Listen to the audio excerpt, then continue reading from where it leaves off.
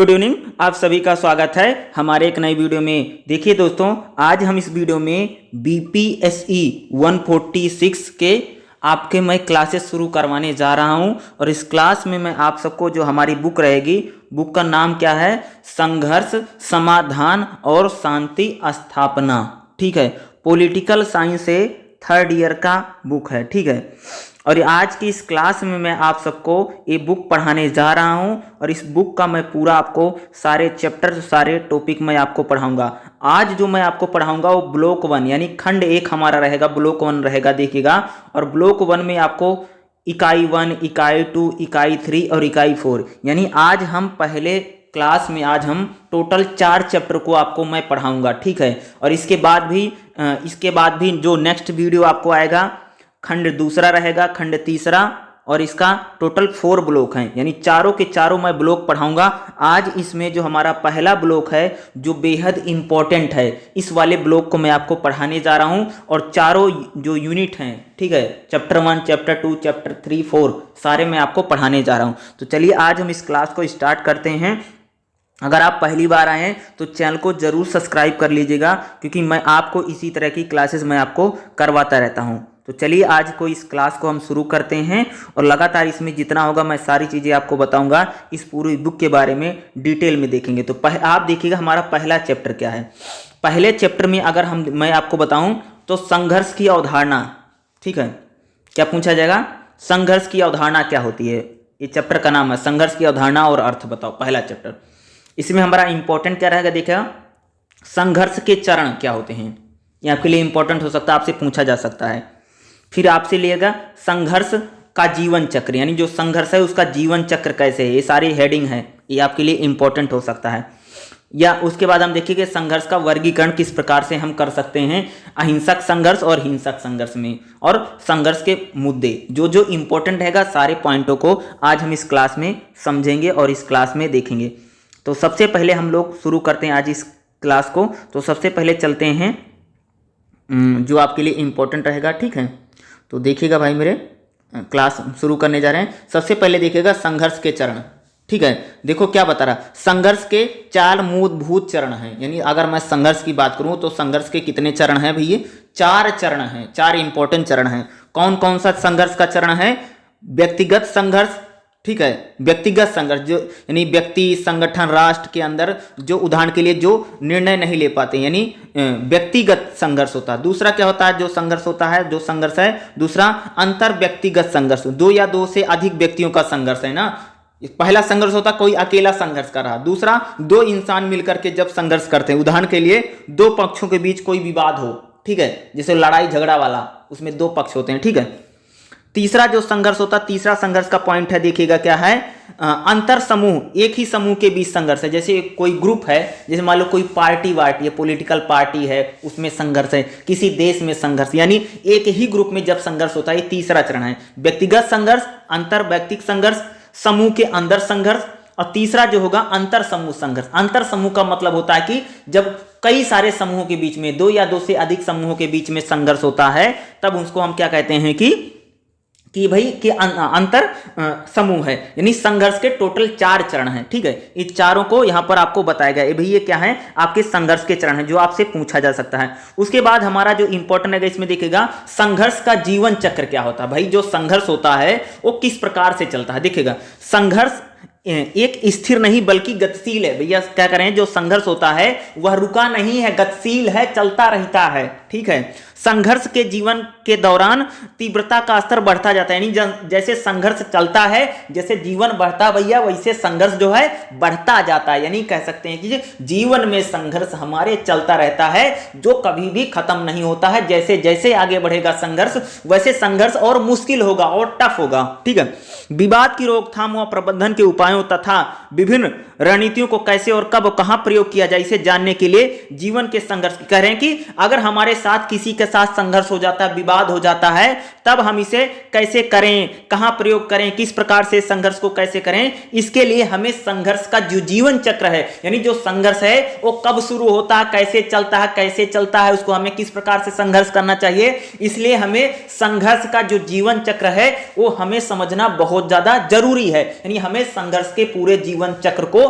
समझना हमारे लिए बहुत ज्यादा जरूरी है, इसीलिए हम संघर्ष के जीवन चक्र को देखेंगे। ठीक है, तो संघर्ष का जो जीवन चक्र है उसमें क्या इंपॉर्टेंट है, देखिए सबसे पहले जैसे यहां पर संघर्ष का जीवन चक्र दिया, जैसे संघर्ष क्या है, अफगानिस्तान में संघर्ष जैसे हुआ भाई, चले भाई अस्थिरता आती है, भाई कहीं पर भी अगर संघर्ष होगा पहले अस्थिर रहेगा, फिर वहां पर किसी प्रकार का संकट आएगा, फिर युद्ध शुरू हो जाएगा, इस प्रकार से संघर्ष को बताते हैं। अब हम संघर्ष के यहां पर सबसे पॉइंटों को देखेंगे जो आपके लिए इंपॉर्टेंट है। संघर्ष के जीवन चक्र क्या है, तो पहला है संकट की रोकथाम, यानी संघर्ष का जो पहला चरण है, ठीक है, जो जीवन चक्र है संघर्ष का, जो जीवन चक्र का पहला पॉइंट क्या है, संघर्ष की रोकथाम।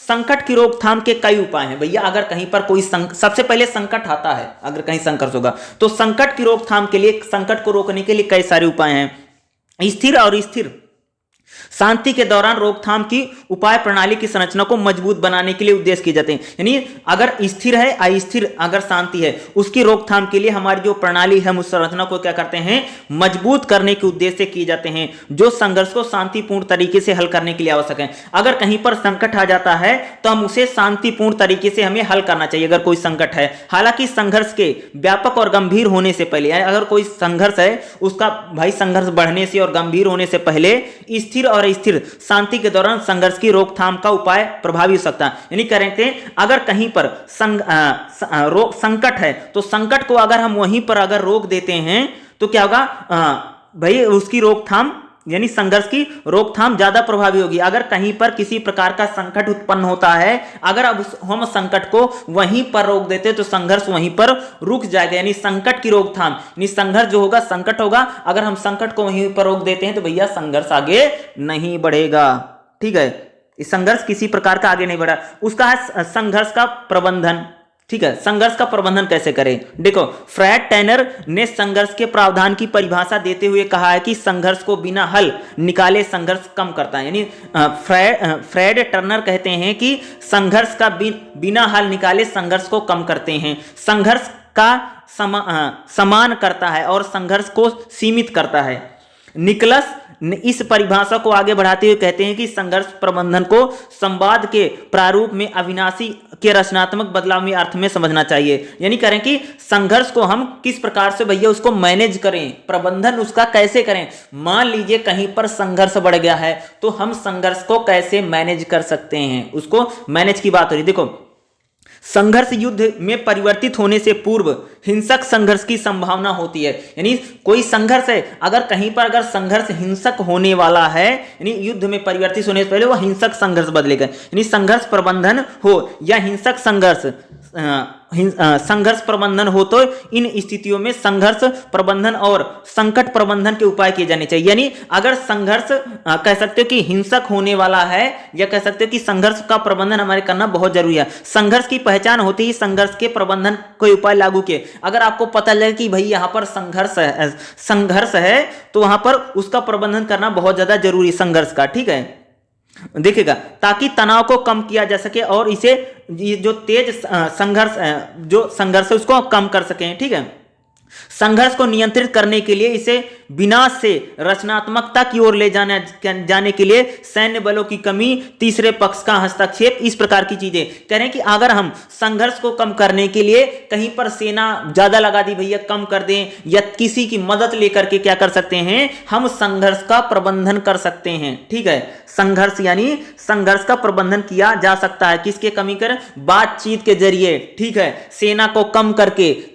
तीसरे पक्ष की मदद लेकर के हम क्या कर सकते हैं, संघर्ष को कम कर सकते हैं। अगला है संकट प्रबंधन। देखिएगा युद्ध भड़कने से पहले जब संघर्ष तेजी से बढ़ता है, भैया जब कह रहे हैं कि जब युद्ध होने वाला तो उससे पहले संघर्ष बहुत तेज होता है और संघर्ष के उपायों के लिए समय कम होता है, यानी संघर्ष के लिए हम कोई उपाय कर सकें इसलिए हमारे पास उपाय कम होता है। तो ऐसी स्थिति में छोटी अवधि को ध्यान में रखते हैं, ऐसी स्थिति में जो छोटी अवधि है, छोटा टाइम है, उसको ध्यान में रखते हुए संकट प्रबंधन के उपाय करने चाहिए, यानी हमें संकट प्रबंधन का उपाय करना चाहिए। इस अल्प अवधि में संघर्ष को समाप्त करने के लिए समय और अन्य संसाधन की कमी होती है और सूचनाएं भी अपर्याप्त होती हैं। संकट प्रबंधन संघर्ष प्रबंधन की तुलना में ज्यादा कड़े उपायों का प्रयोग करता है, जिसका लक्ष्य, यानी कहते हैं कि अगर हम संकट का प्रबंधन कर लेते हैं तो युद्ध भड़कने से पहले अगर हमने संकट का प्रबंधन कर लिया तो वहां पर संघर्ष नहीं बढ़ेगा। ठीक है भैया, उदाहरण के लिए ऐसे उपाय जो संयुक्त राष्ट्र और नाटो जैसे संगठन तीसरे पक्ष के हस्तक्षेप के रूप में करते हैं, यानी करें कि हमें जब संकट प्रबंधन करना है तो उसके लिए हमें क्या करना चाहिए, तीसरे पक्ष की मदद लेनी चाहिए। जिस प्रकार से संयुक्त राष्ट्र संघ और नाटो जो हैं, ठीक है, संयुक्त राष्ट्र संघ और नाटो हैं क्या करते हैं, तीसरे पक्ष की मदद लेते हैं, उसी प्रकार से हमें तीसरे पक्ष की मदद लेकर के हमें क्या करना चाहिए, संघर्ष को रोक सकते हैं, यानी उसमें हस्तक्षेप किया जाता है। कुछ विश्लेषक निवारक हमलों को भी संभावित संघर्ष या संकट प्रबंधन कहते हैं। कुछ विशेषज्ञ मानते हैं कि अगर हम निवारक हमला करते हैं तो इससे भी संकट प्रबंधन के उपाय के रूप में देखा जा सकता है, यानी संकट। संघर्ष समझौता देखिएगा, नेक्स्ट संघर्ष समझौता देखिएगा। संघर्ष समझौता के अंतर्गत संघर्षों की भी रणनीति को शामिल किया जा सकता है, यानी संघर्ष समझौता, यानी अगर संघर्ष हो गया तो वहां पर हम उस संघर्ष को समझौता करके भैया खत्म करवा सकते हैं। ये भी हमारी रणनीति में शामिल हो सकता है कि भाई संघर्ष हो गया तो समझौता कर लें, ठीक है, आपस में बातचीत कर लें, जिसका लक्ष्य संघर्ष के मूल कारणों का समाधान किए बगैर प्रत्यक्ष हिंसा को निश्चित रूप से समाप्त करना होता। कहते हैं भैया कि अगर कहीं पर संघर्ष हो गया है, कहीं पर हिंसा हो गई है, तो हम मूल कारण क्या था, किस कारण से संघर्ष हुआ था, उस पर ध्यान न दे, बल्कि हम समझौता करके तुरंत हम इसका समाधान कर सकते हैं। या संघर्ष को अंतर्गत हितों, दुर्लभ संसाधनों या शक्ति के लिए होने वाली प्रतिद्वंदिता को प्रत्यक्ष परिणामों के रूप में देखा जा सकता है, यानी कह सकते हैं इसके जरिए हम कोई दुर्लभ संसाधन है, शक्ति के लिए होने वाली जो प्रतिद्वंदिता उसके परिणाम में देख सकते हैं। इस प्रकार से संघर्ष को शून्य योग खेल के रूप में समझा जाता है। यद्यपि नव यथार्थवादी लेखकों के आधार पर इस शून्य योग खेल को शामिल पक्षों हितों के संघर्षों में तीव्रता के चरण में आधार में जोड़ा जा सकता। देखो कह रहे हैं कि भाई अगर कहीं पर संघर्ष हो जाए तो हम उस संघर्ष को तुरंत के तुरंत समझौता करवा करके हम उस संघर्ष को समाप्त करवा सकते हैं, ठीक है, कोई भी संघर्ष समाप्त हो सकता है। अगला होगा संघर्ष समाधान, ठीक है, नेक्स्ट देखिएगा हमारा क्या है, संघर्ष समाधान देखिएगा। संघर्ष समाधान के अंतर्गत वह रणनीतियां आती हैं, यानी संघर्ष जो समाधान है, यानी संघर्ष का हम समाधान कैसे करें, उपाय क्या निकालें, तो संघर्ष समाधान के तहत वो सारी रणनीतियां आती हैं जो संघर्ष के विनाशकारी रूप से बाहर निकलने के लिए इस्तेमाल की जाती है। यानी हम संघर्ष समाधान करके किसी भी संघर्ष का जो विनाशकारी रूप है उससे हम बाहर निकल सकते हैं, ठीक है, जिसका उद्देश्य सभी पक्षों के लिए मान्य और संतोषजनक होता है। यानी सभी पक्षों को मनाने के लिए और एक रास्ता ढूंढने के लिए हम संघर्ष समाधान करते हैं। एक प्रभावी संघर्ष समाधान के लिए, एक अच्छा संघर्ष समाधान के लिए संघर्ष प्रबंधन की नींव का समान होना चाहिए। यानी अगर एक प्रभावी संघर्ष का अगर समाधान करना है तो एक प्रभावी नींव बनानी पड़ेगी जो सबके लिए हो। जो प्रक्रिया शुरू करने के लिए एक प्रारंभिक बुनियाद होता है। संकल्पनाएं अक्सर भ्रमित करने वाली एकीकृत होती हैं। संघर्ष समाधान ऐसे समाधान को इंगित करता है, कह रहे हैं भैया जो संघर्ष समाधान है ऐसे समाधान को बताता है, इंगित करता है जो संघर्ष के अंतर्निहित विसंगतियों को तथा पक्षों को परस्पर अस्तित्व को दर्शाता है, जबकि संघर्ष समाधान ऐसे उपायों को इंगित करता है जो संघर्ष को बिना हल किए गए इसे कम समय, इसे शमशान करने या इसे सीमित करने, यानी संघर्ष समाधान के जरिए भी हम संघर्ष को कम कर सकते हैं। और संघर्ष समाधान में लगभग सभी पक्ष इसमें शामिल होते हैं और उनको समझा करके बुझा करके, यानी इसमें संघर्ष समाधान में हम संघर्ष का संतोषजनक समाधान या हल ढूंढने का प्रयास किया जाता है संघर्ष समाधान में, ठीक है। उसके बाद हमारा क्या आएगा, संघर्ष रूपांतरण, यानी हम संघर्ष को रूपांतरित करते हैं यानी चेंज कर दें। ठीक है, देखिएगा, शांति अध्ययन में संघर्ष रूपांतरण अपेक्षाकृत एक नई अवधारणा है। यानी कह सकते हैं कि संघर्ष में शांति की बात होती है, लेकिन शांति से में बात नहीं कर रहे हैं, लेकिन संघर्ष को हम रूपांतरण करने की, यानी संघर्ष को हम रूपांतरित कर सकते हैं। एक नई अवधारणा, एक नया विचार है, संघर्ष को हम रूपांतरित कर सकते हैं, उसका बदल ही दें।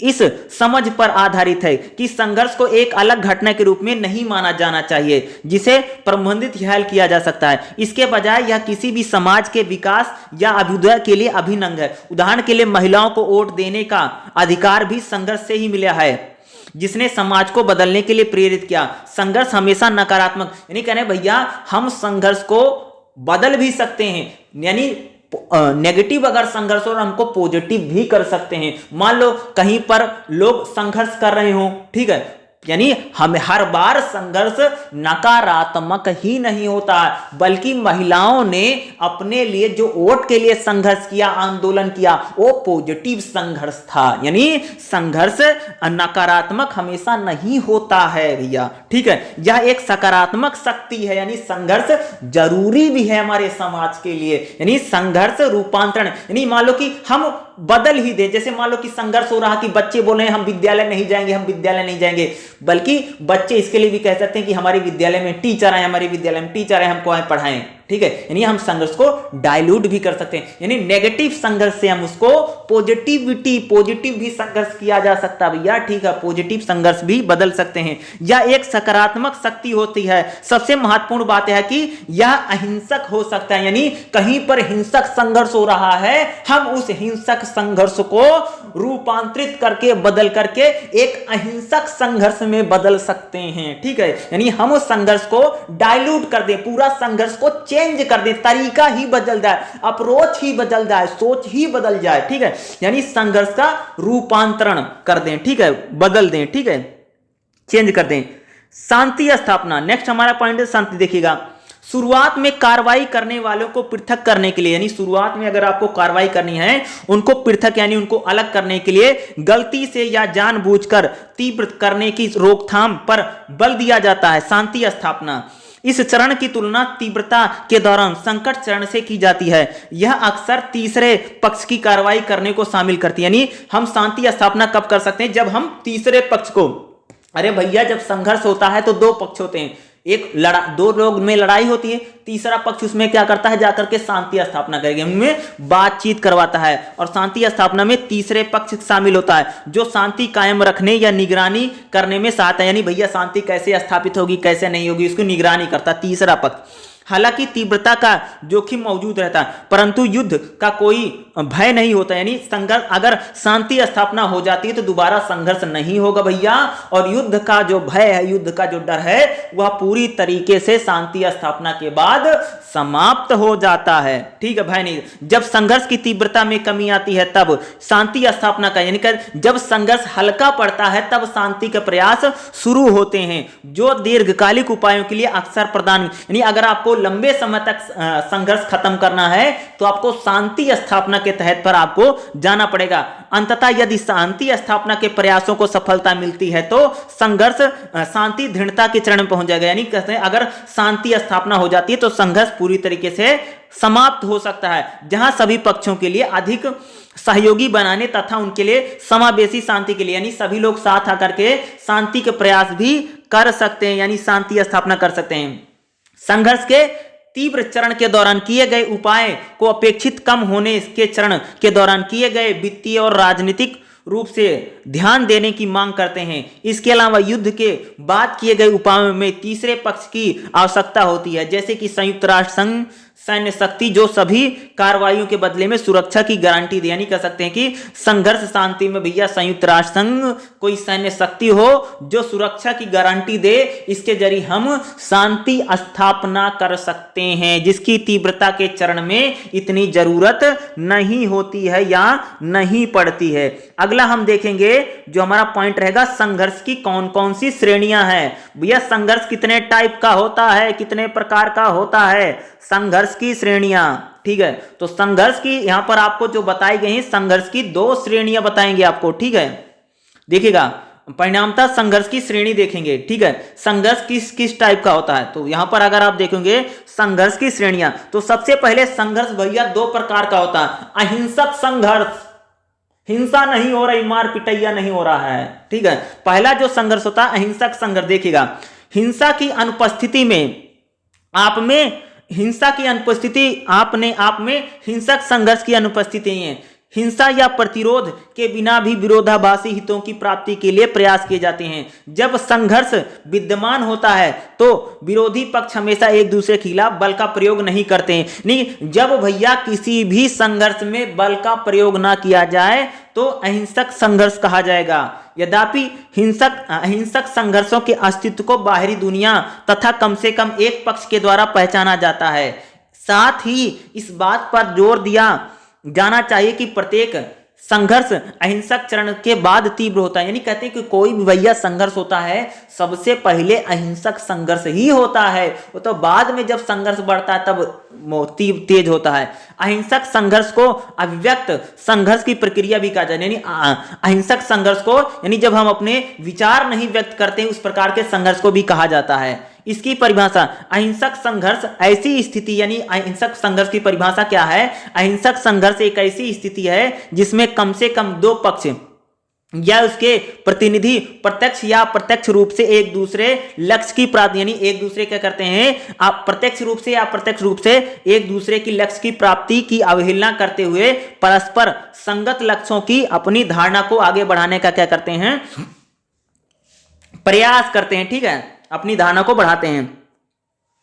कुछ दृश्य संकेतों के अभाव में संघर्ष के अस्तित्व का पता नहीं लगाया जा सकता है, जो किसी वस्तु पर विरोधी पक्षों के बीच निश्चित स्थिर अंतर या विरोध को दर्शाता है। कभी कभी संघर्ष के लिए स्थितियां मौजूद होती हैं, विभिन्न पक्षों के अंतर्गत लक्ष्य हो सकते हैं, लेकिन जो हो सकता है वह किसी नीति के तहत इन लक्ष्यों का पीछा नहीं कर सकते। हालांकि जो महत्वपूर्ण है वह है कि कम से कम एक पक्ष ने मांगों के रूप में अपनी स्थिति मतभेदों को स्पष्ट किया है, दूसरा पक्ष ऐसी मांगों से अवगत होता है। यानी कह सकते हैं कि अहिंसक संघर्ष अगर हम बात करें तो इसमें या एक पक्ष के द्वारा ही शुरू किया जाता है, दूसरा पक्ष इसमें बहुत ज्यादा इंटरेस्ट नहीं लेता है, या एक पक्ष का, और ज्यादातर जो संघर्ष होते हैं वह अहिंसक ही संघर्ष किया जाता है। बाद में उसमें भैया हमें तेजी या वृद्धि उस रूप में हमें दिखाई देती। कोई भी संघर्ष होगा शुरू में अहिंसक संघर्ष ही शुरू होता है, या अहिंसक की तरह से ही वो संघर्ष चलता है।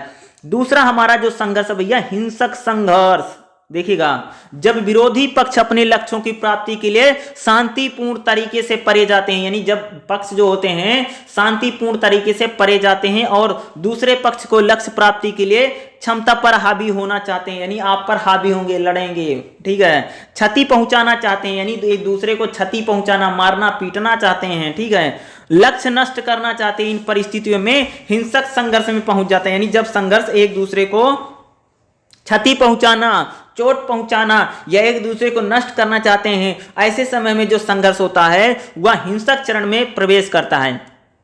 मूलभूत और कार्यात्मक जरूरतों से उपजी निराशा का अस्तित्व हिंसक संघर्ष, यानी कह सकते हैं अगर जरूरतें नहीं पूरी हो रही, अगर निराशा उत्पन्न होती है तो कोई भी संघर्ष हिंसक संघर्ष में परिवर्तित हो जाएगा। प्रतिक्रिया के रूप में हिंसा तब जन्म लेती है जब मूलभूत आवश्यकताएं और मांगे अत्यधिक निराशा करें। जब करें कि अगर कोई मांग है उसमें अगर अत्यधिक निराशा होती है तब वह हिंसक संघर्ष का जन्म लेती है। राजनीतिक संघर्ष में बल प्रयोग, शारीरिक क्षमता और लोगों की हत्या एक हिंसक संघर्ष। कहते हैं अगर किसी भी संघर्ष में बल का प्रयोग किया जाता है लोगों पर, या लोगों की शरीर को क्षति पहुंचाई जाती है, लोगों की हत्या की जाती है, ऐसे समय में हिंसक संघर्ष की विशेषता है। ठीक है, युद्ध के संदर्भ में हिंसक संघर्ष की व्याख्या के लिए मानव हत्या का सामान्य तौर पर, यानी कह सकते हैं कि संघर्ष को जब कह सकते हैं कि अगर युद्ध हो रहा था, अगर वहां पर मानव की हत्या होती है, हम उसको संघर्ष कह सकते हैं। और राजनीतिक संघर्ष में जैसे कहीं पर बल का प्रयोग किया जा रहा है या शरीर को मारा पीटा जा रहा है, लोगों की हत्या की जा रही है, एक प्रकार का हिंसक संघर्ष हो सकता है। ये हिंसक संघर्ष हो सकता है, इसी को कैटेगरी में रखते हैं भैया। ये सारा क्या है, हिंसक संघर्ष है। अब देखेंगे संघर्ष के मुद्दे, ठीक है, 1.6 में देखा क्या संघर्ष के मुद्दे। स्पष्ट है कि ऐसी कई चीजें हैं जो दो विरोधी पक्षों के लक्ष्य असंगत हो सकते हैं। उदाहरण के लिए मानव विभिन्न प्रकार की चीजों, पैसों, संपत्तियों, राजनीतिक विचारों आदि के लिए लड़ाई कर सकता है, लेकिन इन मुद्दों के विभिन्न मुद्दों को मुख्यतः तीन समाजशास्त्रीय श्रेणियों को वर्गीकृत करना असंभव है। ये तीनों श्रेणियां है, धन है, शक्ति है और प्रतिष्ठा है। राजनीतिक संघर्ष को समझने के लिए वस्तु और संघर्ष को, यानी कह रहे हैं भैया राजनीतिक जो संघर्ष है उसको समझने के लिए हमें मुद्दों को समझना जरूरी है। यानी कह सकते हैं कि किसी भी राजनीतिक संघर्ष को अगर आपको समझना है तो किसी भी राजनीतिक संघर्ष में मुद्दे क्या हैं, वो मुद्दे आपके लिए बहुत इंपॉर्टेंट हो सकते हैं कि इशू क्या है, किस इशू पर संघर्ष हो रहा, तो संघर्ष के मुद्दे क्या हैं। तो पहला जो संघर्ष का मुद्दा है वह क्षेत्र और सीमा का संघर्ष हो सकता है। भैया जमीन जायदाद की लड़ाई हो सकती है, ठीक है, यानी क्षेत्र के लिए, सीमा के लिए लड़ रहे हैं, हमारा यहां तक है, तुम्हारा यहां तक है, कब्जा हम कर लेंगे, यानी क्षेत्र और सीमा को लेकर के संघर्ष होता है। यानी संघर्ष के मुद्दे कौन कौन है? प्रदेश को जीतना और प्रदेशों को अलग थलग कर राजनीतिक संघर्ष अनगिनत विवादों, टकराव और युद्धों का केंद्रीय, कहते हैं भैया कि किसी देश को जीत लेना, उसके प्रदेश को अलग थलग कर देना, किसी के साथ जो विवाद है, जो टकराव है, ये तमाम युद्धों का केंद्रीय विषय, यानी ज्यादातर जो युद्ध हुए हैं वह क्षेत्र और सीमा के कारण होते हैं। लक्ष्य में ना केवल क्षेत्रीय विस्तार शामिल होता है बल्कि राज्य के भीतर जातीय सीमाओं में भी समावेश शामिल है। यहां पर अलावा के क्षेत्र में टुकड़ी या मौजूदा राज्य की संप्रभुता उस क्षेत्र में रहने वाले लोगों और उस क्षेत्र के लोगों पर संप्रभुता के साथ एक नए राज्य की स्थापना के रूप में समझा जा सकता है। कहें कि क्षेत्र और सीमा संघर्ष एक प्रकार का रहता है जब कोई देश दूसरे देश पर, इलाकों पर कब्जा करना चाहे, उसको अपना बताए, सीमा को लेकर के, क्षेत्र को लेकर के जब संघर्ष होता है, ठीक है। हालांकि क्षेत्रीय संघर्ष संसाधनों या जातीय अल्पसंख्यकों से जुड़े हैं। जो कह रहे हैं कि भैया हालांकि जो क्षेत्रीय संघर्ष होते हैं यह जाति और अल्पसंख्यक से जुड़े होते हैं। पूर्वी पाकिस्तान में संघर्ष जिसने पश्चिमी पाकिस्तान, भाई पाकिस्तान से जो बांग्लादेश अलग हुआ था वो भी एक संघर्ष ही था, ठीक है, सीमा या उसको लेकर। 1971 में बांग्लादेश का निर्माण इसी संघर्ष का एक उदाहरण है, जबकि यह एक क्षेत्रीय संघर्ष था। यह बंगाली जातीय पहचान की आशंका से, यानी बंगाली अस्मिता को लेकर के जो संघर्ष हुआ था, सीमा विवाद और कह सकते हो सीमा क्षेत्र में रहा।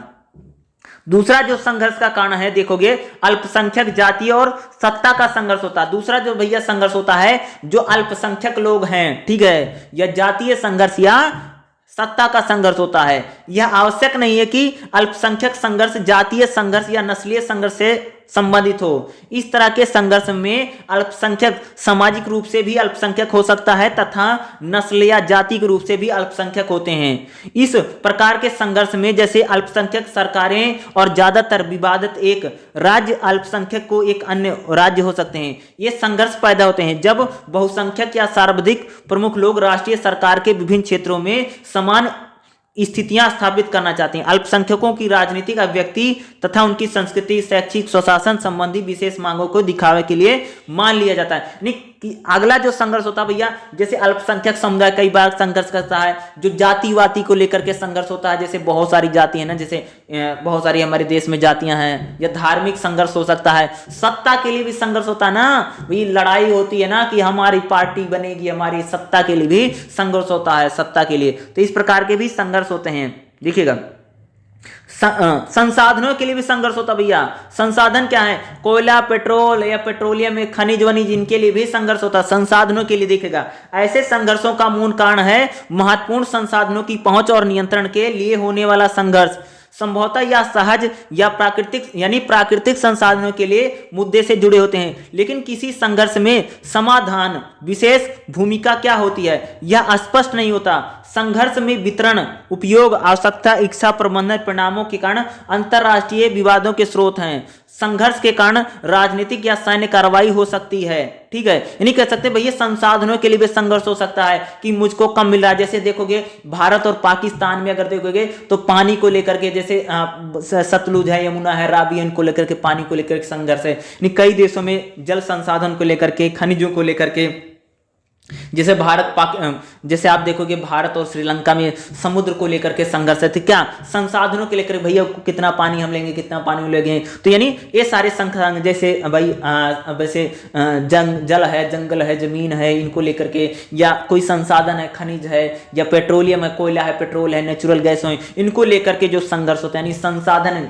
प्राकृतिक जो नेचुरल रिसोर्स हैं, इनको लेकर के भी संघर्ष होते हैं कई सारे राष्ट्रों में, कई सारों देशों में। आपने देखा उस प्रकार के संघर्षों को हम कहेंगे संघर्षों के लिए, यानी संसाधनों के लिए भी संघर्ष हमें देखने को मिलता है। लास्ट में अगर देखोगे तो 1 पॉइंट क्या भैया 7 आ गया है। उसी के साथ क्या हो गया, आपका जो पहला चैप्टर है आपका समाप्त हो गया। चलिए नेक्स्ट हम दूसरा देखते हैं, ठीक है। चैप्टर हमारा आ गया है, ठीक है। नेक्स्ट चैप्टर क्या है आपका, चैप्टर नंबर 2 है, यहां पर देखिएगा, इसी का चैप्टर नंबर 2 है, बीपीएसई, ठीक है, 146 संघर्ष, समाधान और शांति, जो है इसका चैप्टर नंबर 2 है। तो चैप्टर नंबर 2 में हमारे लिए इंपॉर्टेंट क्या रहेगा, देखो इसमें पूछेंगे संघर्ष के स्रोत। ये जो भैया संघर्ष होता है किन कारणों से होता है, किन रीजन से होता है, कौन कौन से स्रोत हैं, ठीक है। तो संघर्ष का पहला स्रोत कौन से है, जैसे आर्थिक संघर्ष है, मूल्य संघर्ष है, शक्ति संघर्ष है, अप्रभावी संघर्ष है, संघर्ष में वृद्धि, इस संघर्ष के कौन कौन से स्रोत हैं, ठीक है। उसके बाद देखोगे 2.3 में भी आपका दिया गया है, संघर्ष के स्रोतों के बारे में ही बात की गई है। अंतर व्यक्ति संघर्ष है, जो मैंने बोला था ना, अंतर व्यक्ति, दो लोग आपस में संघर्ष करते हैं। भूमिका के लिए संघर्ष है, अंतरजातीय संघर्ष है, अंतरराष्ट्रीय संघर्ष है, बहुपक्षीय संघर्ष है। बहुपक्षीय बहुत सारे लोग संघर्ष कर रहे हैं, ढेर सारे पक्ष हैं, ठीक है, इसको बहुपक्षीय। तो ये सारे हम संघर्षों को देखेंगे। उसके बाद जो इसमें रहेगा अंतरराष्ट्रीय संघर्षों में खतरों के प्रकार, यानी किस प्रकार का खतरा रहता है भैया। अगर संघर्ष होता है तो खतरा किस प्रकार का है, खतरा क्या हो सकता है, तो कई टाइप के खतरे हैं जब संघर्ष होता है। अरे यहाँ संघर्ष मतलब लड़ बड़ रहे हैं, ठीक है। तो जब ये संघर्ष होगा तो किस टाइप का खतरा, भैया सजा हो सकती है, ठीक है। संघर्ष करोगे किसी सजा हो सकती है, लड़ाई झगड़ा करोगे हो जाएगी ना, ये विजय हो सकती है, संघर्ष को जीत भी सकते, विनाश भी हो सकता है। कई लोग भैया रावण ने भी तो राम से संघर्ष किया, खत्म हो गए बेचारे, ठीक है।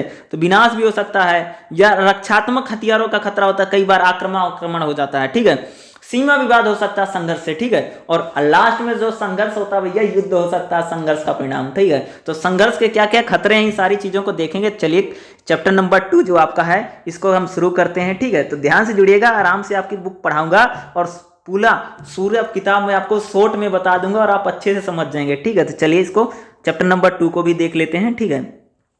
तो इसमें देखिएगा, सबसे पहले हम देखेंगे संघर्ष के स्रोत, ठीक है। एग्जाम में पूछा जाएगा संघर्ष के स्रोतों की व्याख्या करो, या बताओ 20 नंबर, ठीक है। अब हम देखेंगे संघर्ष। भैया संघर्ष का जो पहला संघर्ष है होता है वो आर्थिक संघर्ष है। आर्थिक का मतलब पैसा वैसे ले लड़ रहा है, ठीक है। आर्थिक संघर्ष, ध्यान रखना, पॉइंट सारे हेडिंग है। देखो आर्थिक संघर्ष में दुर्लभ संसाधनों को प्राप्ति के लिए, यानी आर्थिक जो संघर्ष होता है, दुर्लभ संसाधन कोयले के लिए, पेट्रोल के लिए, खनिज के लिए लड़ रहे हैं, ठीक है, शामिल होता है। प्रत्येक पक्ष संसाधनों को सबसे ज्यादा प्राप्त करना चाहता है, यानी ज्यादा से ज्यादा। जैसे पानी के लिए संघर्ष हो रहा भैया, नदियों के लिए लड़ नहीं रहे, भारत और पाकिस्तान लड़ रहे हैं, उधर बांग्लादेश लड़ रहे हैं। चीन हमेशा धमकी देता है हम लोगों को, भारत को, ठीक है, वो पानी रोक देंगे ब्रह्मपुत्र का, ठीक है। तो यानी आर्थिक संघर्ष है, यानी कह सकते हो कि संसाधनों के लिए ज्यादा से ज्यादा प्राप्त हो, इसलिए संघर्ष होता है। इसलिए प्रत्येक पक्ष में व्यवहार और भावनाओं को इस तरह से निर्देशित किया जाता है कि ताकि उन्हें ही अधिकतम लाभ मिले। यानी आर्थिक संघर्ष हम इसलिए करते हैं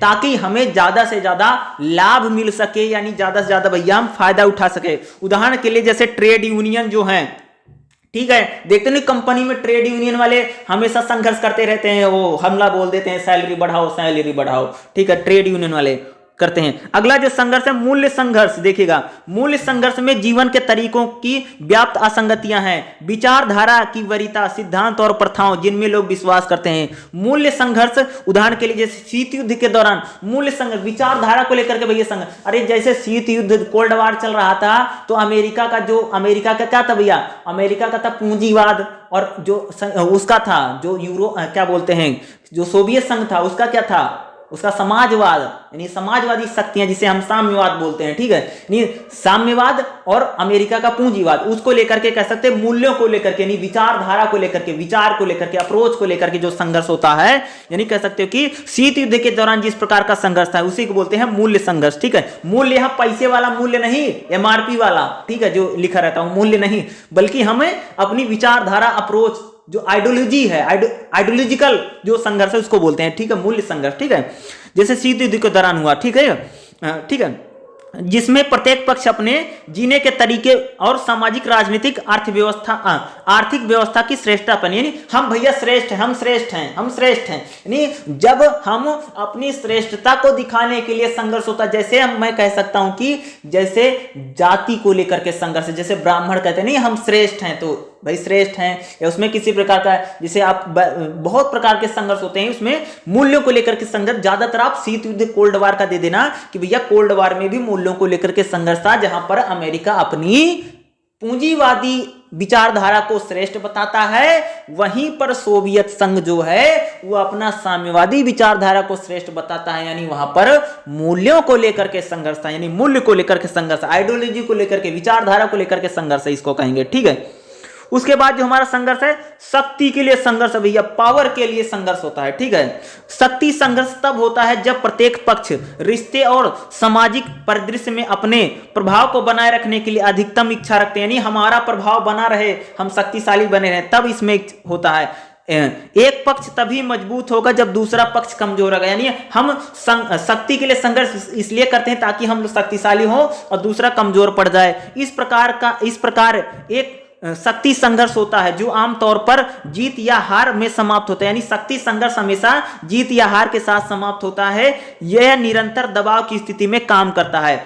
जब भी एक या दोनों पक्ष आपसी रिश्तों में शक्ति का दृष्टिकोण अपनाते हैं, व्यक्ति हो, समूह हो, राष्ट्र हो, इनके बीच शक्ति का संघर्ष होता है। सभी प्रकार के संघर्षों में शक्ति संघर्ष उपस्थित रहता है। भैया जितने प्रकार का संघर्ष उसमें शक्ति का ही संघर्ष है, जो मेन संघर्ष, जो शक्ति के लिए संघर्ष, जैसे हस्बैंड वाइफ लड़ रहे हैं, शक्ति के लड़ रहे हैं, अरे हम बड़े हैं तुम छोटी हो, ठीक है। बाप बेटा लड़ रहे हैं शक्ति के लिए, हम इतना ही लेंगे, हम उतना। दो भाई लड़ रहे हैं शक्ति के लिए लड़ रहे हैं, तुम इतना हिस्सा लोगे, हम इतना लेंगे, ठीक है। शक्ति के लिए संघर्ष होता है। जैसे मान लो दो राज्य लड़ते हैं, दो स्टेट लड़ते हैं, उसमें भी शक्ति का संघर्ष है, ठीक है। तो शक्ति पावर का जो संघर्ष है शक्ति संघर्ष होता है, ठीक है भैया, हमको ज्यादा मजबूती मिले। जैसे मान लीजिए दो लोग लड़ रहे हैं, ठीक है भैया, हमको ज्यादा पावर मिले। पावर का ये जो संघर्ष है, हर प्रकार के संघर्ष में शक्ति संघर्ष दिखाई देता है, यानी हम खुद बड़े रहें, श्रेष्ठ रहें, हमारी ज्यादा चले पावर के लिए। जैसे मान लो घरों में लड़ाइयां हो जाती है, घर के मालिक तो हम ही रहेंगे, ये क्या है, शक्ति का संघर्ष है, यानी मैं ही घर को चलाऊंगी। अरे सारा खेत तो हमारा है, ये शक्ति का संघर्ष है, मैं सारा खेत ले लूंगा, शक्ति का संघर्ष है। यानी इसी को हम कह सकते हैं भाई शक्ति के लिए जब संघर्ष होता है, ठीक है, शक्ति का संघर्ष हम इसे बोलते हैं। अप्रभावी संचार क्या देखिएगा, अप्रभावी संचार संघर्ष का एक महत्वपूर्ण स्रोत है, जहां कोई बुनियादी असंगति नहीं होती है, गलतफहमी भी संघर्ष करवा सकती। यानी अप्रभावी संचार का मतलब कई बार हमसे किसी से बात नहीं हो रही है, हमने पहले मान लिया कि हमसे जलते हैं, हमसे ईर्ष्या करता है, इस प्रकार का जब संघर्ष होता है, यानी गलत फहमियों की वजह से जब संघर्ष हो जाए, ठीक है। कई बार जो बीवियां होती सोच ली माँ के सिखाने से ही चल रहा है, लग रहा है मेरा जो हस्बैंड है, इसलिए संघर्ष हो जाता, पति पत्नी लड़ने लग जाते हैं, गलत फहमी से लड़ते हैं ना। तो यानी इसके अलावा किसी विशेष स्थिति या तथ्यों के बारे में अलग अलग पक्षों की अलग अलग धारणाएं हो सकती है। मान लो किसी चीज पर अलग अलग लोगों के विचार हैं, तो इस पे भी संघर्ष हो सकता है, यानी विचारधारा के आधार पे जो संघर्ष है, क्योंकि जब तक वे जानकारी साझा करते हैं तब तक अपनी धारणाएं स्पष्ट नहीं करते हैं, समाधान संभव नहीं होते हैं। यानी कह सकते हैं कि अप्रभावी संचार का मतलब है भैया जब गलतफहमी से, जानकारी ना होने के, कम्युनिकेशन यानी जानकारी के अभाव में जब संघर्ष होता है, हम उसको क्या बोलते हैं, अप्रभावी संचार के कारण जब संघर्ष होता है। भाई कम्युनिकेशन नहीं, बातचीत नहीं, इसमें जब हमारा संघर्ष होता है, यानी संचार नहीं रहेगा, इससे भी संघर्ष हो सकता है, ठीक है।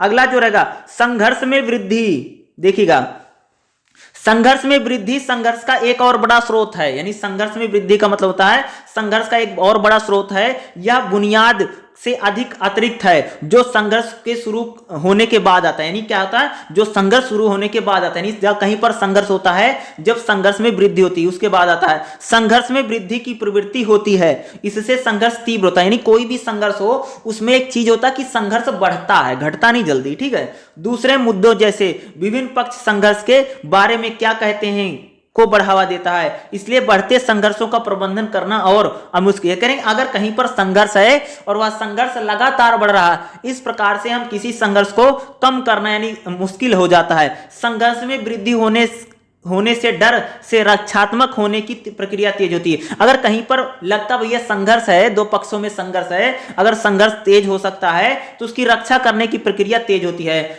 धमकी से प्रतिशोध की भावना होती है। अगर किसी को भैया संघर्ष में धमकी दोगे तो दुश्मनी बढ़ जाएगी और यह चक्र जितनी बार चलेगा और धमकी और प्रतिशोध होगा, संघर्ष बढ़ सकता है या खतरनाक हो जाता है। चयनात्मक और विकृति धारणा विश्वसनीय और प्रतिशोधी दृष्टिकोण को उलट कर प्रतिस्पर्धा और सावधानी पूर्वक दृष्टिकोण को ठहराती हैं। यह तर्क दिया जाता है कि प्रतिस्पर्धा प्रतियोगिता को जन्म देती है। यानी कह सकते हैं अगर कहीं पर प्रतिस्पर्धा रहेगी, कंपटीशन रहेगा, तो हमारे संघर्ष को वह बढ़ा देता है। यानी संघर्षों में अगर संघर्ष तीव्र होता है या कहें संघर्ष में वृद्धि होती है, यह भी एक बहुत बड़ा कारण हो सकता है। ठीक है, ये संघर्ष के कुछ स्रोत हैं। ठीक है, अब हम संघर्ष के कुछ दूसरे स्रोतों के बारे में पढ़ेंगे। ये भी भैया क्या है, संघर्ष के स्रोत ही हैं। ठीक है, ध्यान से देखिएगा, संघर्ष के स्रोत 2 यानी और भी देखिएगा। जैसा कि पहले हमने बताया कि संघर्ष के स्रोत मानव आधारित होते हैं। ये व्यक्ति, समूह और पक्ष और राष्ट्र में हो सकते हैं। यानी अब हमने पहले जो संघर्ष पढ़े वो ज्यादातर जैसे हमने भाई आर्थिक संघर्ष थे, ठीक है, या अन्य जो संघर्षों की हमने बात किया कि वो संघर्ष किस टाइप से होते हैं। ठीक है, अब हम व्यक्ति आधारित संघर्षों की बात करेंगे। ठीक है, व्यक्तियों को लेकर के, ठीक है, किस प्रकार से संघर्ष होते हैं। ठीक है क्या, पहला जो संघर्ष है अंतर व्यक्ति संघर्ष है, यानी दो व्यक्तियों के बीच में जो संघर्ष है अंतर व्यक्ति। देखिएगा, अंतर व्यक्ति संघर्ष तब होता है जब दो लोगों के रिश्ते में संगत आवश्यकताएं या लक्ष्य दृष्टिकोण होते हैं। यानी कहते हैं अंतर व्यक्ति संघर्ष जब होता है जब दो लोग आपस में किसी प्रकार की आवश्यकता हो, लक्ष्य हो, दृष्टिकोण को होते हैं। आपसी बातचीत में व्यवधान होना अक्सर अंतर व्यक्ति संघर्ष करें। अगर दो लोगों में अगर भैया बातचीत सही से नहीं होती है तो यह संघर्ष का एक बड़ा कारण हो सकती है। ऐसी कठिनाइयों को रोकने और सुलझाने का में संचार कौशल, यानी कह सकते हैं अगर दो व्यक्तियों में बात नहीं हो रही तो ऐसी स्थिति में अगर संघर्ष है तो हम उसको बातचीत के जरिए सुलझा सकते हैं, महत्वपूर्ण है। पर यह सच है कि कुछ लोगों के बीच ऐसे वास्तविक मतभेद होते हैं जो किसी प्रकार भी बेहतर संचार के द्वारा हल। कई बार कुछ लोगों में भैया इतना ज्यादा संघर्ष हो जाता है कि वो बातचीत के जरिए भी हल नहीं होता है। ऐसे लोग जो समझौता ना करें और विवाद का निपटारा, बहुत सारे लोग समझौता और विवाद का निपटारा नहीं करना चाहें तो उसे निपटाने के लिए उद्देश्यों, मूल्यों और शैलियों में काफी बदलाव करना पड़ेगा। इसे ही व्यक्ति संघर्ष कहा सकता है। उदाहरण के लिए यदि दोनों पक्षों को सत्ता की अत्यधिक आवश्यकता है और दोनों एक ही दूसरे पर हावी होना चाहते हैं एवं दोनों को संतुष्ट करने का कोई रास्ता नहीं है तो संघर्ष शक्ति संघर्ष की शुरुआत होती है। नहीं कह सकते कि पहला व्यक्ति। दूसरा है अंतर व्यक्ति संघर्ष का मतलब होता है जब दो या दो से अधिक व्यक्तियों में संघर्ष होता है, इसे हम कह सकते हैं अंतर व्यक्ति संघर्ष बोलते हैं। अगला है संघर्ष की भूमिका। भूमिका संघर्ष क्या होता है, यानी भूमिका मतलब होता है कि हम मेन में रहें। ठीक है, ठीक देखा, भूमिका संघर्ष उन व्यक्तियों के बीच भूमिका की परिभाषाओं और अपेक्षाओं को जिम्मेदारियों में बहुत वास्तविक अंतर है जो सामाजिक व्यवस्था में एक दूसरे पर निर्भर है। यदि किसी संगठन में भूमिका परिभाषा अस्पष्ट है, जैसे मान लो कोई पार्टी है, अरे हम बनेंगे, हम अध्यक्ष हम बनेंगे भैया, ये भूमिका को लेकर के संघर्ष। किसी घर में कौन मालिक होगा, भूमिका संघर्ष को कहते हैं। ठीक है, किसी क्लास में मॉनिटर कौन बनेगा, ये भूमिका का संघर्ष है, यानी इसको भूमिका संघर्ष बोला जाता है। ठीक है, देखिएगा, दुर्भाग्य से संघर्ष को अक्सर भूमिका संघर्ष की बजाय अंतर व्यक्ति संघर्ष समझा जाता है।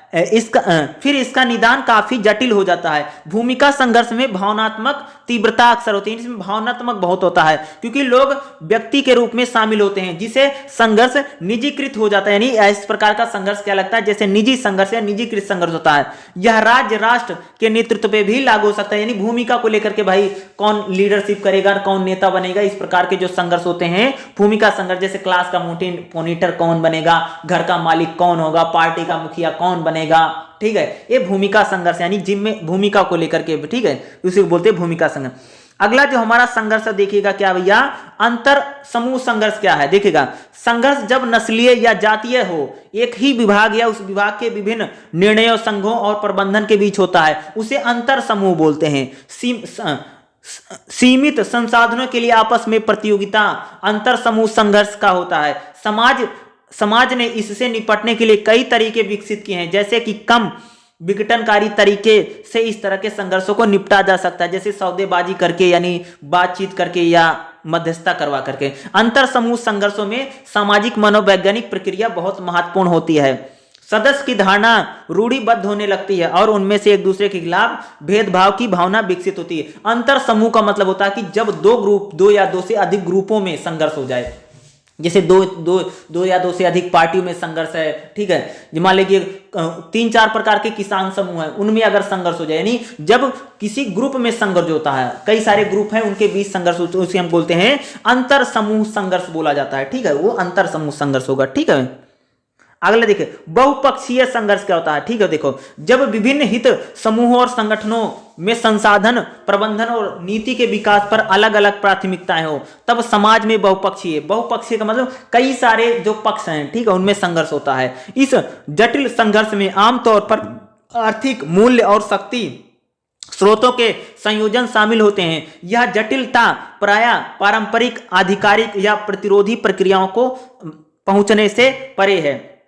इसके निपटारे के लिए अधिक सहयोगी तरीके से हम सहमति हो सकती है, यानी कह सकते हैं बहुपक्षीय संघर्ष का मतलब जब कई सारे पक्ष जो होते हैं आपस में संघर्ष करने लग जाते हैं, कई सारे उसमें इंपॉर्टेंट लोग हैं, तो आपस में इससे निपटने के लिए हम अधिक सहयोगी तरीका हम चाहिए। यानी अगर बहुपक्षीय संघर्ष है तो बहुपक्षीय संघर्ष को समाप्त करने के लिए हम आम सहमति बनाने से की जरूरत है, और आम सहमति बना करके ही बहुपक्षीय संघर्षों को समाप्त किया जा सकता है। लास्ट में जो भैया है अंतरराष्ट्रीय संघर्ष। अंतरराष्ट्रीय संघर्ष मतलब जब कई देशों में संघर्ष हो जाए, ठीक है। वैश्विक स्तर पर राज्यों के बीच जो संघर्ष होता है, यानी इंटरनेशनल स्तर पर जो एक कंट्री से दूसरे कंट्री में जो संघर्ष है, उसी को हम कह सकते हैं अंतरराष्ट्रीय संघर्ष। संसाधन के लिए प्रतियोगिता निश्चित रूप से एक भूमिका निभाती है, लेकिन मूल्य और शक्ति संघर्ष में अक्सर अंतर्निहित होते हैं। कभी कभी वह प्रबल हो जाते हैं, कभी कभी अपनी महत्ता सिद्ध करने के लिए कूटनीतिक चैनलों के माध्यम से मतभेद स्पष्ट रूप से लगातार और निरंतर लो और दो धमकी देते आपस में। जब देश ना कहते हैं हम तुम्हें युद्ध कर देंगे, ले दो, आपस में जो धमकियां देते हैं, ये सारे अंतरराष्ट्रीय संघर्ष हैं। काल्पनिक प्रचार के कारण इस तरह के कई सामाजिक मनोवैज्ञानिक विकृतियां जो पारस्परिक और अंतर समूह संघर्षों की विशेषताएं को बढ़ाती हैं। ये अंतरराष्ट्रीय संघर्ष जैसे भारत पाकिस्तान के बीच में संघर्ष है, भारत चीन के बीच में संघर्ष है, या कह सकते हो कि अमेरिका और रूस के बीच में संघर्ष है, ये सारे अंतरराष्ट्रीय संघर्ष हम इनको कहते हैं, ठीक है। ये सारा इंटरनेशनल संघर्ष है या अंतरराष्ट्रीय संघर्षों की श्रेणी में ये सारी चीजें आती हैं, और इसको हम शामिल करते हैं या शामिल किया जाता है इंटरनेशनल संघर्ष।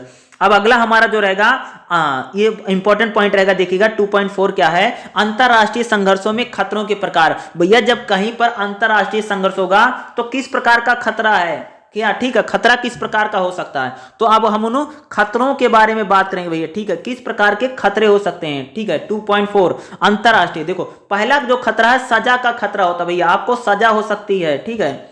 देखिएगा, दो गैर सशर्त रूप से व्यवहारिक राज्यों में राष्ट्रों के बीच दंड का खतरा एकमात्र महत्वपूर्ण खतरा है। यानी जब दो देश आपस में लड़ते हैं तो इनको सजा का खतरा हो सकता है, क्योंकि ना तो दूसरे पर विजय प्राप्त कर पाते हैं और ना ही इनका विनाश कर सकते हैं। हालांकि एक राष्ट्र सैन्यकृत से दूसरे के लिए चीजों को असहज बना सकता है, इससे अन्य देशों की नीतियों को अपने पक्ष में प्रभावित कर सकता है। दो तकरीबन बराबर पक्षों के बीच दंड के खतरे के साथ यह समस्या है कि एक पक्ष दूसरे पक्ष को ज्यादा नुकसान उठाना पड़ता है। हालांकि पीड़ित पक्ष इसे कभी भी सच नहीं मानता है। दंड देने वाला की सजा पाने वाले की सजा से ज्यादा होती है। यह भी किसी जवाबी कार्रवाई से अलग, जैसे जैसे सजा से लगता है कि बढ़ सकती है और खतरा कम हो जाता है। यानी यहां जैसे बताया गया कि जो सजा का खतरा का मतलब होता है कि अगर दो लोगों के बीच में क्या करें, अगर दो लोगों के बीच में संघर्ष है तो किसी एक को क्या हो सकती है, सजा हो सकती है। जैसे मान लो ज्यादातर होता है कि सजा का खतरा क्या होता है, जैसे दो लोगों ने लड़ाई की, एक ने एक का सिर फोड़ दिया, ठीक है, इसको मान लिया कि तुमने इनका सिर फोड़ा है तो इनको क्या हो जाएगी, सजा होगी। यानी जो अंतरराष्ट्रीय संघर्ष होते हैं इनमें क्या सजा का भी खतरा होता है। जैसे मान लो कि दो देश आपस में लड़ रहे थे और यूनाइटेड नेशन ने किसी पर क्या कर दिया, कोई सजा सुना दी कि भाई तुम इतने दिन तक व्यापार नहीं कर पाओगे, इतने दिन तक ट्रेड नहीं कर पाओगे, तुम ये नहीं कर पाओगे, या तुम जैसे कई बार सजा का खतरा होता है। जैसे भाई भारत ने क्या कर लिया था, परमाणु परीक्षण कर लिया था, तो हमारे देश पर क्या लगा था, प्रतिबंध लगा दिए गए थे। तो एक प्रकार का क्या है, सजा का खतरा होता है। ठीक है, अगला है विजय का खतरा। ठीक है, जब कोई राष्ट्र बिना किसी शर्त से दूसरे के साथ संबंध स्थापित नहीं करता है, विजय का खतरा तब होता है और साम्राज्य के विस्तार में इस खतरे को शक्तिशाली प्रभाव के साथ इस्तेमाल करता है। ब्रिटिश साम्राज्य ने अपनी ऊंचाइयों पर एक विशाल बहुजातीय शासन क्षेत्र को व्यवस्थित करने के लिए विजय के खतरे का उपयोग किया। एक उत्कृष्ट उदाहरण था, भारत में ब्रिटिश सरकार ने मैट्रिक्स यानी सीधे ब्रिटेन के राजा के द्वारा प्रतिनिधित्व शामिल से प्राचीन रजवाड़ों के मिश्रण वास्तविक खतरे और विजय के खतरे के संयोजन को प्रभावी ढंग से उदाहरण बने। अफ्रीका में अप्रत्यक्ष शासन इसी बुनियादी रचना का उदाहरण था।